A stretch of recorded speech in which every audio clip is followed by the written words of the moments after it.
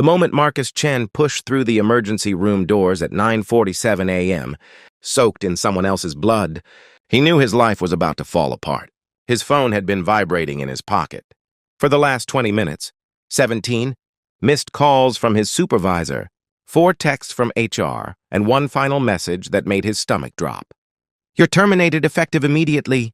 Clear out your desk by EOD." He stared at the screen, hands still trembling from adrenaline, and felt the weight of single parenthood crash down on him like a concrete wall. No job meant no health insurance for Sophie. No income meant no rent. No explanation would matter to a company that had already replaced him.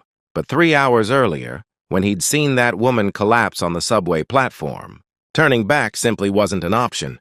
Marcus had been running late already that Tuesday morning. Sophie's inhaler had gone, missing during the chaos of getting her ready for school. And by the time he'd found it wedged behind her dresser, they were already 15 minutes behind schedule. He'd dropped his 8-year-old daughter at the elementary school entrance with a quick kiss on her forehead, her backpack bouncing as she ran toward her friends, and then sprinted toward the metro station. The Green Line platform was packed with the usual morning crowd. Business people scrolling through phones, students with enormous headphones, delivery workers checking route schedules.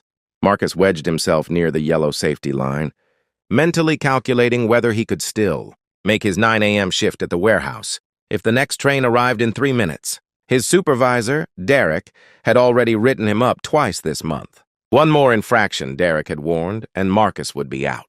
That's when he heard the sound, a soft gasp, barely audible over the rumble of an approaching train, followed by the heavy thud of a body hitting concrete. A woman in an expensive charcoal suit had crumpled to the platform floor, her designer briefcase skidding toward the edge. She was maybe in her 50s, with silver-streaked hair and a face that had gone terrifyingly pale. Around her, people had frozen in that peculiar urban paralysis. Everyone looking, but nobody moving. The train was getting closer. Its headlights had appeared in the tunnel. Marcus didn't think. He dropped his lunch bag and pushed through the crowd, falling to his knees beside the unconscious woman. Her pulse was rapid and thready under his fingertips. Blood was trickling from where her head had struck the platform. The train's brakes were beginning to squeal.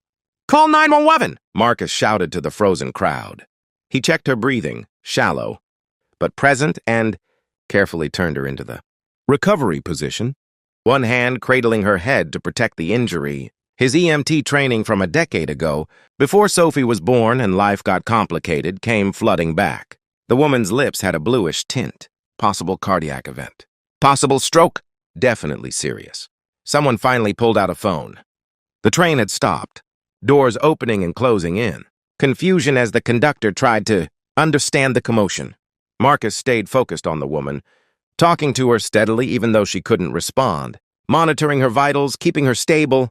Another bystander brought paper towels from a coffee shop for the head wound. 5 minutes passed, then 10. "You need to go," a young guy in scrubs said, appearing beside Marcus. "I'm a nurse. I can take over until EMS arrives."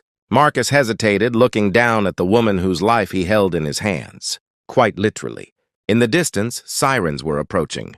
His phone buzzed again, Derek calling, probably to ask where the hell he was. The choice should have been simple.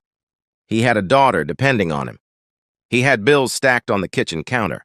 He had exactly $347 in his checking account, but he couldn't leave. Not until he knew she was okay. "I'll stay until the paramedics arrive," Marcus said quietly, and the nurse nodded with understanding. 15 more minutes evaporated. The EMTs arrived, professional and efficient, loading the woman onto a stretcher. One of them, a veteran with kind eyes, gripped Marcus's shoulder. "You saved her life, man. That head injury could have been bad, but keeping her stable probably prevented brain damage. You did good." Marcus had smiled weakly and watched the ambulance pull away, its lights painting the street in urgent reds and blues. Only then did he look at his phone and see the avalanche of messages. Only then did the reality hit him. He'd just sacrificed everything for a stranger. Now standing in the hospital lobby with blood on his shirt and determination. Notice on his phone, Marcus felt hollow. He should go home. He should start figuring out how to explain to Sophie that Daddy lost his job again. She was so proud when he'd gotten the warehouse position 6 months ago, had drawn a celebration picture of him in a hard hat that still hung on their refrigerator. "Excuse me? Are you Marcus Chen?" He turned to find a hospital administrator approaching, clipboard in hand. Behind her was a younger woman in a sharp business suit, tablet tucked under her arm. "That's me," Marcus said tiredly. "Is she okay? The woman from the subway?" "Ms. Whitmore is stable and conscious," the administrator said with a warm smile. "She's asking for you. She'd like to thank you personally if you have a moment." Marcus followed them through the sterile corridors, his work boots squeaking on the polished floors. They led him to a private room where the woman from the subway sat propped against pillows, looking exhausted but alive. The bluish tint was gone from her lips. A neat bandage covered her temple, and her eyes, sharp and intelligent, were studying Marcus with an intensity that made him shift uncomfortably. "Mr. Chen," she said, her voice stronger than he expected, "I'm told you're the reason I'm still breathing. Catherine Whitmore."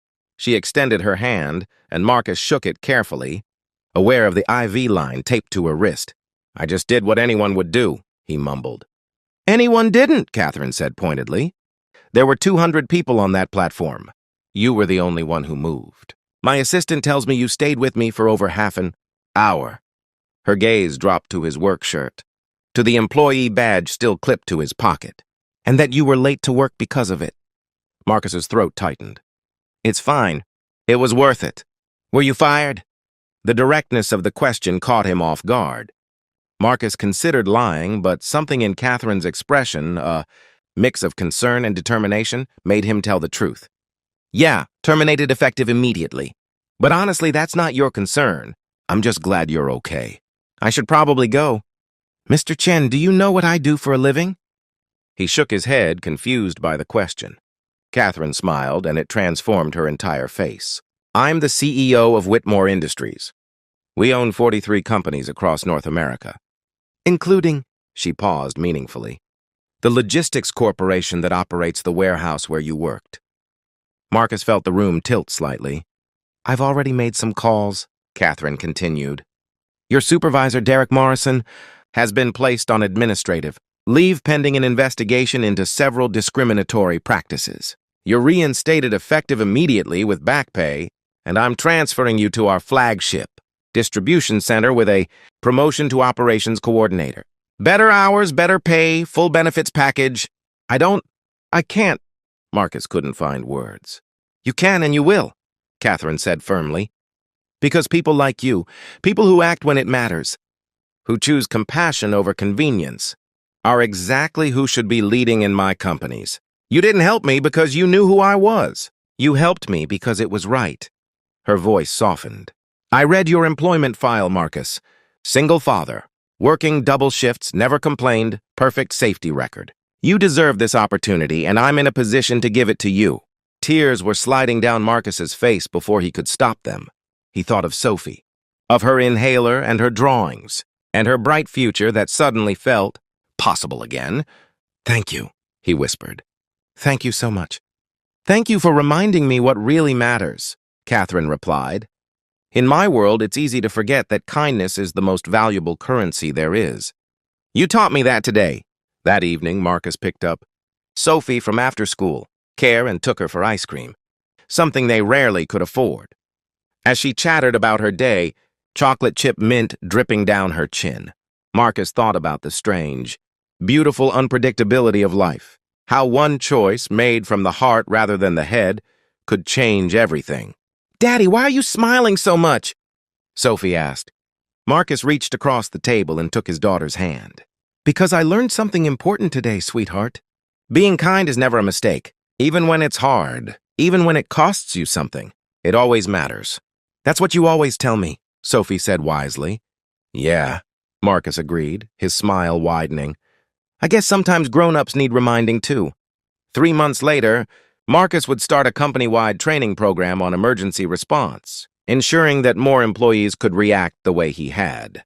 Catherine Whitmore would become not just his boss, but a mentor and friend, and later Sophie's unofficial grandmother. But on that ice-cream-stained evening, Marcus simply sat with his daughter and felt grateful for a world where doing the right thing, even when it's the hardest thing, could lead you exactly where you were meant to be.